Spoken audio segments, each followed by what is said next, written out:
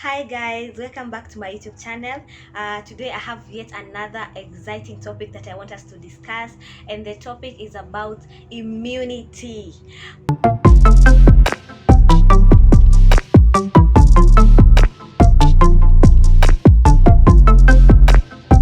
Why immunity? We are all talking about immunity during this COVID-19 pandemic, and people are becoming more intentional about improving their immunity, and there's a lot of information that is out there, but I just wanted to share with you the knowledge that I have concerning immunity, and how it can help you to protect yourself from getting COVID-19, or if you get the COVID-19, how you can recover very fast from the viral attack.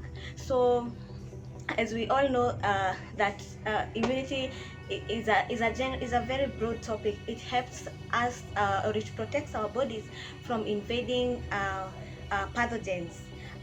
Those are the viruses, bacteria, and so on and so forth. So but anyway, what I have for you is a very short information that I just want to share about different immune boosters that have been advocated for, especially during this time. I know that you have heard from other vlogs, you have heard from social media, and so many places that you can get information from about immune boosters and their role in management or preventing this COVID-19 pandemic. So let's dive right in. If you are new here, please remember to subscribe and to turn on the notification button, and you will be sure to get good content in matters to do with health and nutrition.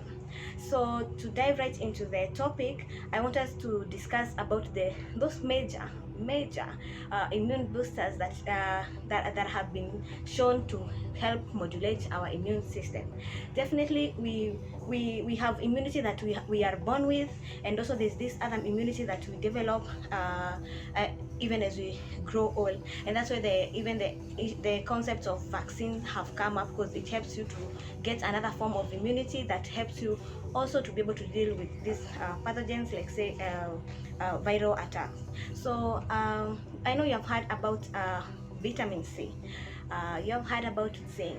You have heard about vitamin D. You have heard about possibly about quercetin, elderberry, name them. So many foods and so many supplements have been mentioned to help build your immunity.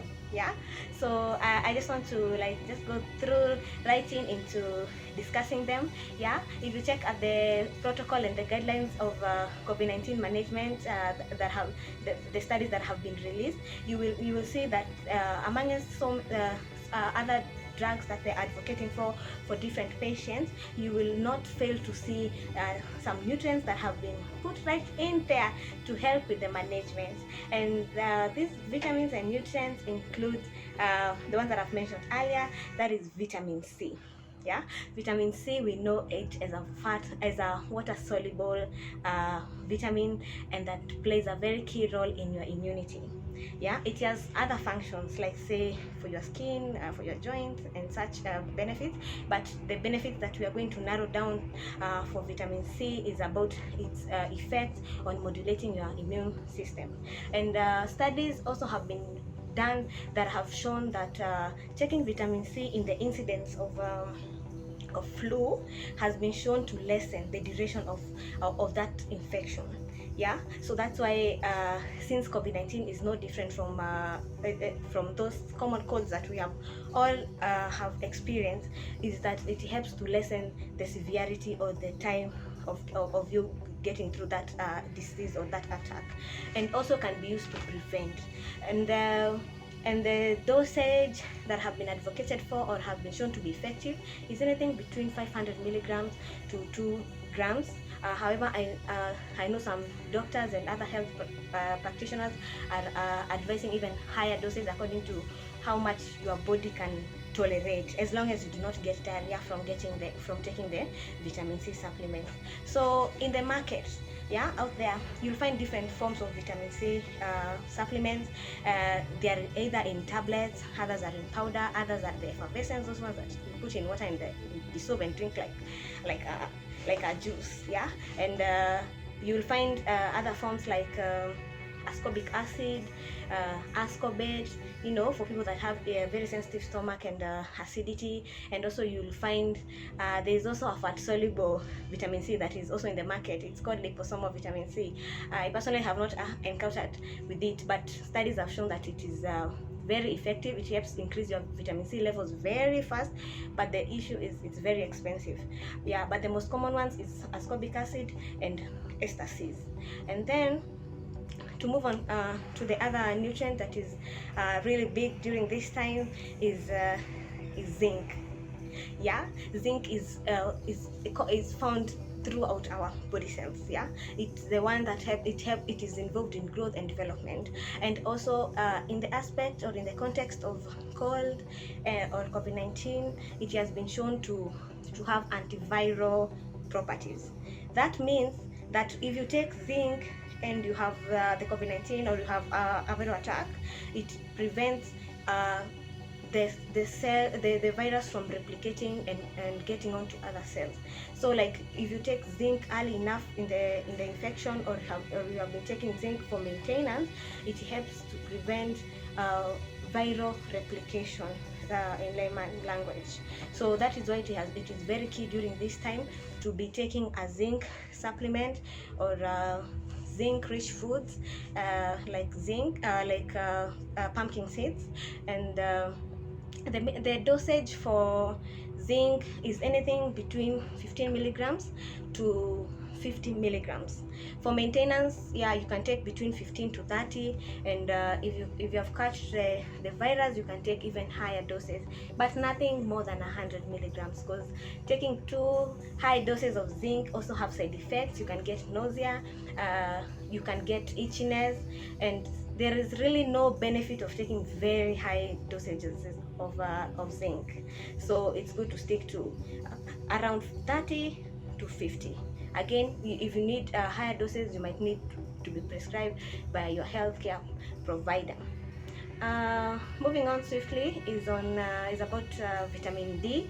Yes, yeah, most people have known vitamin D for osteoporosis. People have used vitamin D just for their bone health. Yeah, but vitamin D has a very big relation to improving your immune system. Yeah, like you will see that in these cold countries, like in the US or in the Europe, when they are undergoing winter, that is when they are being recommended to take vitamin D3 supplements. Why? Because there is no sunlight at that time, and they are not able to get enough vitamin D in their bodies, and that one lessens the immunity, and they become more susceptible to getting colds and flu. So you find most people being taking supplements or getting injectable vitamin D just to prevent or to improve their immunity during such seasons when you are more susceptible to getting a cold. That is when it's very, very, very cold.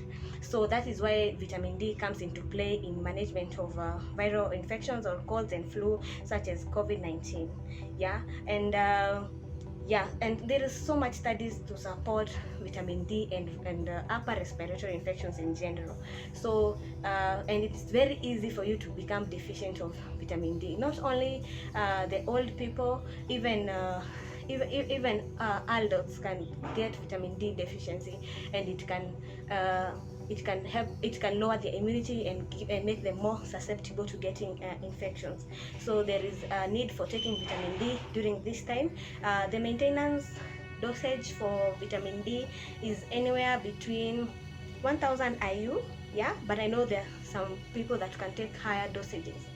Yeah, you can also get a very good source of vitamin D is taking your omega-3 fish oil, or taking those oily fish. They also have omega-3 like cod liver.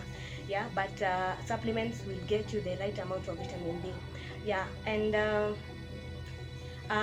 on to the other supplement or nutrients that people are taking during this time is antioxidants or anti-inflammatory supplements like quercetin and elderberry.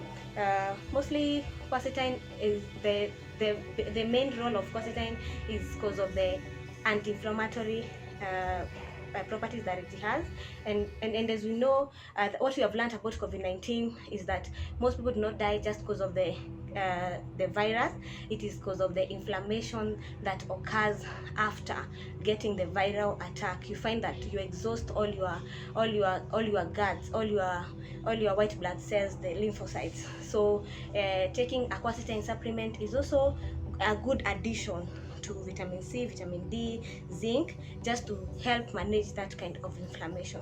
So guys, I know that you have learned one or two from today's video. I just wanted to highlight and let you know that there are good supplements out there that you can take to help modulate your immunity. Of course, it goes with diet, it goes with changing of lifestyle, and of course we all need to keep to the protocols of COVID-19 that have been set there by the WHO, by our government, that we need to sanitize, that we need to wear masks everywhere we go, especially in the crowd, just to keep this infection at bay. So guys, it's a wrap for today. Bye bye.